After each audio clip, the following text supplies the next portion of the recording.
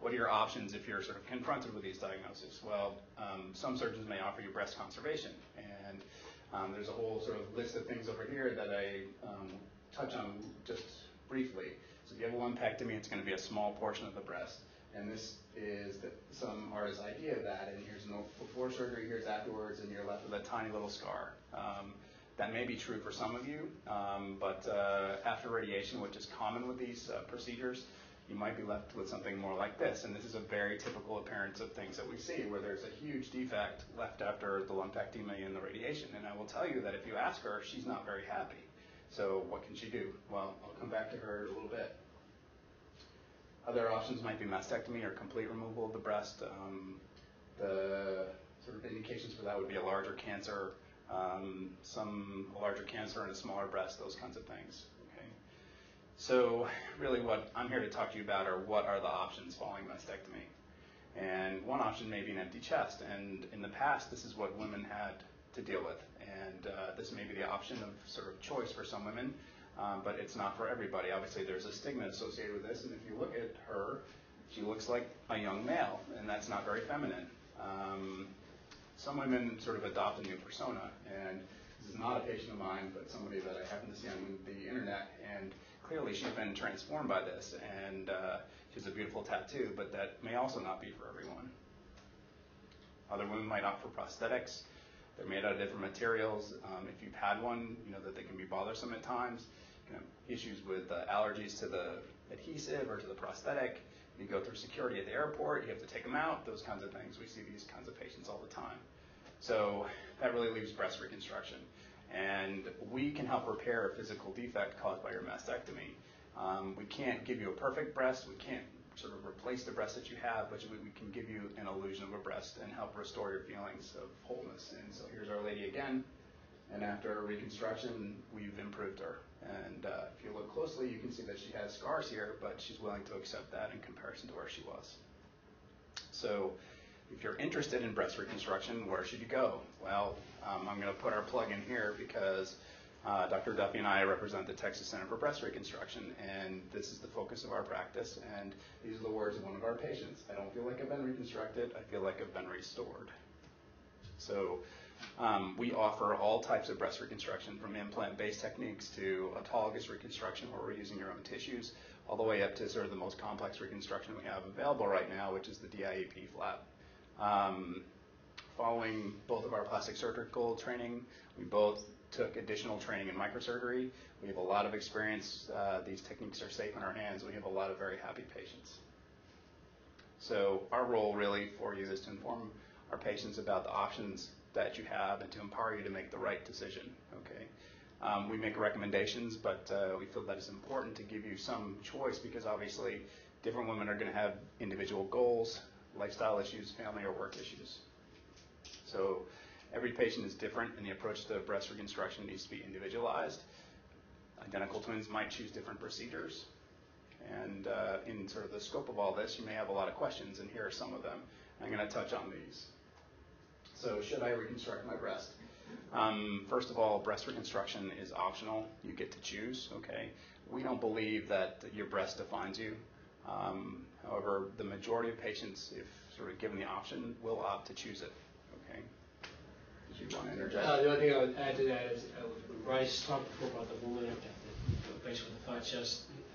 We operated on a lady yesterday that has family over. She came out from Portland, Maine to see us. She's 33, and she's single. She's not kids. She's a BRCA patient. The genetic loci that gives you a higher risk for breast cancer. But she might be different than if she was 63. She may not be. But I mean, what Bryce said before, I think we both strongly believe, it has to be the patient that decides what they're going to do. And I also both firmly believe that there is no, you can't cookie cut this. So I really honestly believe that this woman's identical twin may have chosen something different than what she chose. So you need to really individualize your approach. But my gosh, we're seeing more and more breast cancer in younger patients. We're doing more and more prophylactic mastectomies, and so the need for being able to use a technique that actually gives you a long-lasting reconstruction is one of the things I think that we focus on. Some of the big operations that Dr. McKay's going to talk about are just at the bigger operations. But if you can get this operation done successfully by someone that does a lot of it, you're done for life. And that's one of the things that we believe.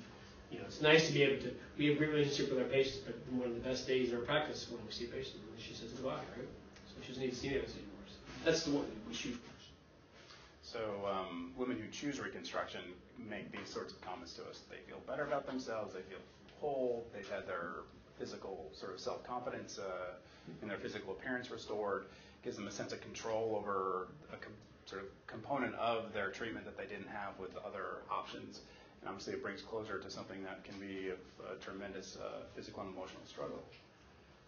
So am I a candidate? Well, I will tell you that these things are the things that would make you not a candidate if you're really advanced age, and that's a sort of moving target. I'm sort of looking back over things recently, and there's a woman who's vital and has no medical issues, and she was 77 and she wanted breast reconstruction, and so we did it for her, and now she's very happy. If you have significant medical issues, you may not be one. If you have poorly controlled diabetes or you smoke, those are the kinds of things.